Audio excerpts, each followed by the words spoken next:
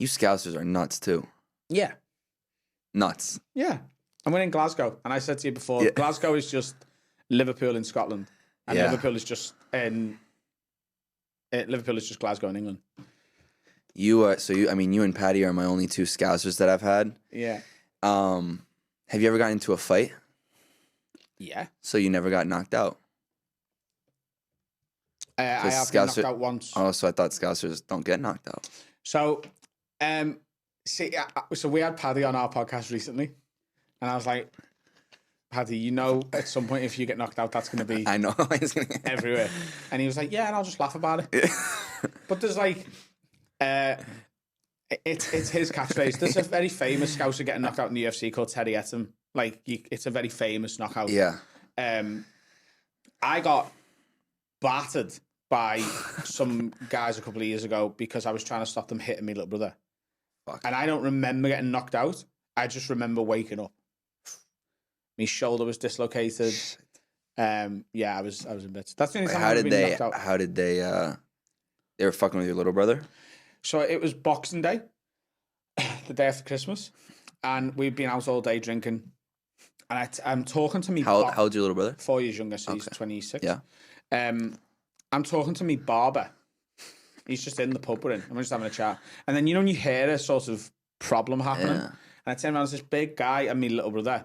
So I got in the middle of them and went, leave it. It's fucking Christmas.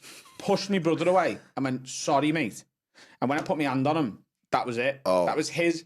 I was trying to calm shit down, and he took that as, oh, yeah. Fuck you. And he got his hands and he did this onto me. It was like he'd been trained to knock people off balance. So he did that onto me shoulder, and all I remember is hitting the floor. And then I woke up hours later. Is that the only time you're ever knocked out? I think so. I had a lot of fights when I was a kid over like games of football and everything else, and just girls, and not with girls, but over girls.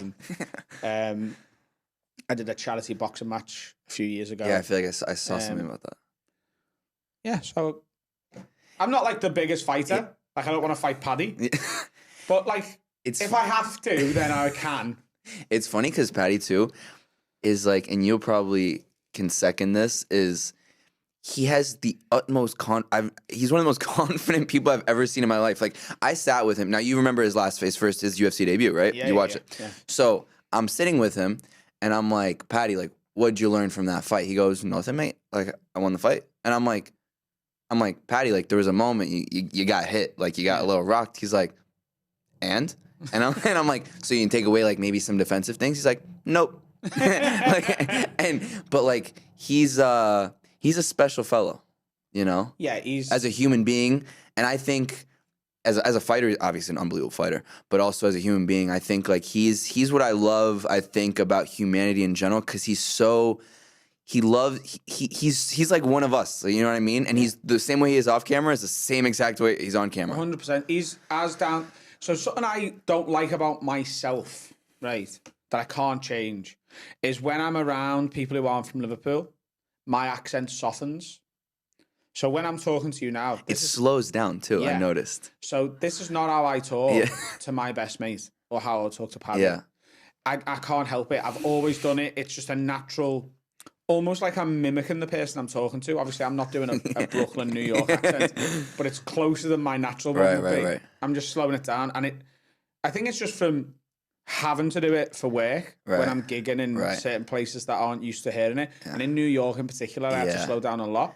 Everyone thought I was Irish or Scottish. Well, it's funny because I was listening to one of your, I think it was I don't know which podcast it was. I think it might have been the episode with Paddy where you talk about like this difference. I think it was even Schultz that pointed out when you were on stage, when you came off stage, like like jokes are landing different because people are not understanding. They're not understanding the accent. Yeah. So when I go back to America, I'm gonna have to work on it a lot.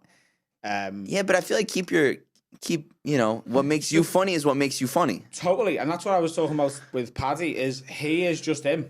Oh. He doesn't soften his accent at all. He says some weird shit where I'm like, what'd you just say? Yeah, but he doesn't care. Oh, he didn't give a fuck. He's just like, he didn't give a fuck. Yeah. So, yeah, he's as down to earth as it gets. He's been since he came on Have a Word, our show, he's been at a couple of our live shows. He's just a good lad. He is. But he's obviously got that star quality. He's a star. Yeah. You know it, like when you see him, you're like, this kid's a star. He will, if he wins his next couple of fights, even though he's only 3 fights into his UFC career, there will be people screaming for him to get a title shot. Oh, 100%. And he might even get one because that's how the UFC works. Yeah, he's got that thing that McGregor had when McGregor 100%. first broke in. It's 100%. like, no, look, we know there's a big queue, but he is going to sell pay-per-views. And that's all people care about. Thank you so much for watching this video. If you haven't done so already, please make sure you like the video, subscribe to the channel, follow me on Instagram at felix.levine, and if you have something to say, please leave a comment.